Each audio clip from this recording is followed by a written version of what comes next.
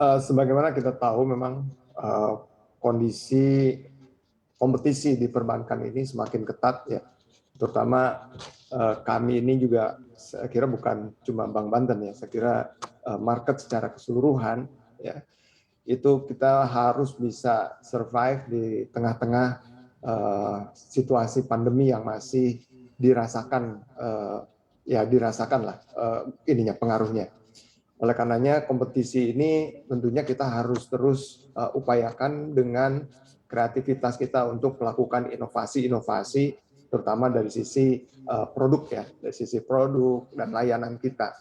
Sehingga harapan kami mungkin karena kami juga akan terus mengembangkan layanan digital kami, ya, harapan kami momentum inilah yang nantinya bisa membuat Bank Banten ini bisa lebih survive dan kemudian bisa menjadi unggul di market. Saya kira itu. Anda melihat setelah kenaikan GWM, berapa besar potensi kenaikan suku bunga dana ataupun suku bunga kredit? Ya, ini masih dalam kajian kita ya mengenai besaran kenaikannya. Namun demikian kami masih terus antisipasi ya, karena kita juga tahu bahwa dengan kenaikan suku bunga BI ya, itu juga kan bisa membantu menstabilkan nilai tukar rupiah terhadap US dollar gitu, karena sebagai efek dari masuknya aliran modal asing ke kita. Nah, jadi mengenai besarannya kami sih masih buat beberapa simulasi tes ya. Saya kira masih tidak terlalu besar juga dampaknya yang tentunya harus segera kita antisipasi. Ya, seperti kita lihat juga kan pengalaman yang sebelumnya 0,25 itu juga merupakan angka yang kami masukkan dalam perhitungan ya dalam setiap rencana perubahan yang ada di suku bunga ya, kira-kira begitu. Baik, sebesar apa sih urgensi dipertahankannya insentif besaran LTV ataupun FTV untuk sektor properti dan kendaraan? Ya, seperti kita tahu ya, statistik pertumbuhan yang ada di kredit kendaraan ini masih dirasakan negatif ya, negatif growth sebesar data yang saya punya itu sekitar 6,2% ya year on year. Artinya pemberian suku bunga yang nantinya mungkin kita akan terus jaga ya. Jadi kira-kira kalau LTV-nya ini dijaga ya, dipertahankan, saya kira ini akan membantu juga untuk peningkatan kegiatan pembiayaan di sektor consumer ini ya. Nah, jadi tentunya harapan kami kalau misalnya tadi LTV dan FTV ini di sektor properti dan kendaraan masih kita perlukan ya untuk bisa mendorong sektor perbankan dalam menjalankan fungsi intermediasinya ya, di mana secara umum kredit pembiayaan perbankan masih dalam pemulihan ya akibat pandemi COVID-19 ini.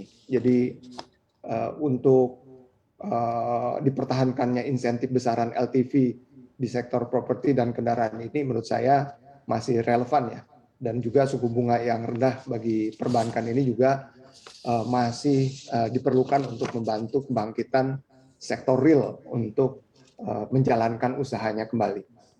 Saya kira itu mungkin.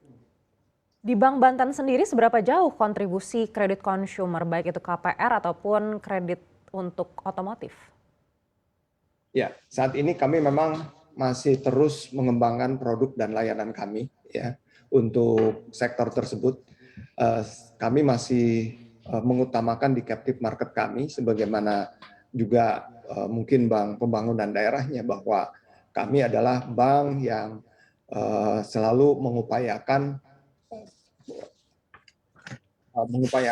fokus kepada captive market kita dari aparatur sipil negara gitu ya, aparatur sipil negara yang tentunya harapannya dengan kita membiayai sektor di aparatur sipil negara ini juga bisa mendukung kegiatan pembiayaan di sektor konsumtif ini.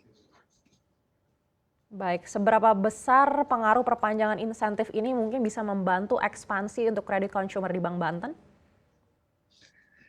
Ya, eh, ekspansi kredit konsumer di Bank Banten ini kita akan buat sedemikian rupa program-program kreditnya sehingga eh, kenaikan dari suku bunga yang nanti mungkin akan terjadi itu juga menjadi tidak terlalu berdampak kepada upaya kita untuk melakukan ekspansi kepada nasabah atau calon-calon debitur kita semua.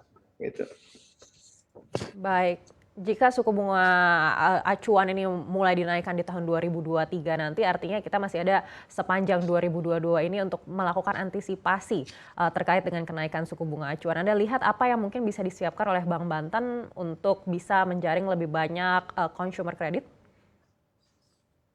Ya, jadi sekali lagi bahwa di Banten kami sedang betul-betul mempersiapkan bagaimana Provinsi Banten ini meskipun usianya kan baru 20 tahun ya, karena baru menjadi provinsi itu di tahun 2000 ya. Jadi kami masih terus berupaya bagaimana potensi yang ada di Banten ini bisa kita terus upayakan pendapatannya secara maksimal gitu.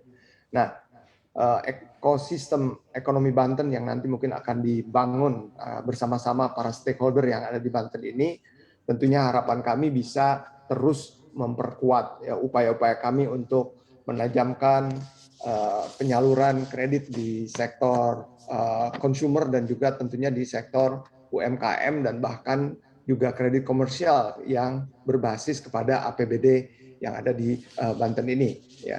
Dan harapannya tentunya dengan kami bisa menjalin semua potensi yang ada di Banten ini, ya, itu akhirnya kita bisa mengoptimalkan pendapatan asli daerah, ya. Dan dengan demikian kami juga berharap di 2022 ini bisa masuk ke dalam fase yang kami sebut adalah sebagai fase growth acceleration, ya. Dan diharapkan nanti di 2023 ini fase berikutnya kita menjadi sustainable growth yang tentunya basis-basis yang sudah kita bangun di dalam rencana penguatan di ekosistem ekonomi Banten ini, ya itu akan betul-betul menjadi foundation yang cukup kuat untuk mempersiapkan kita bisa bersaing ya di tengah persaingan yang cukup ketat saat ini dan juga di tengah tantangan kenaikan suku bunga ya.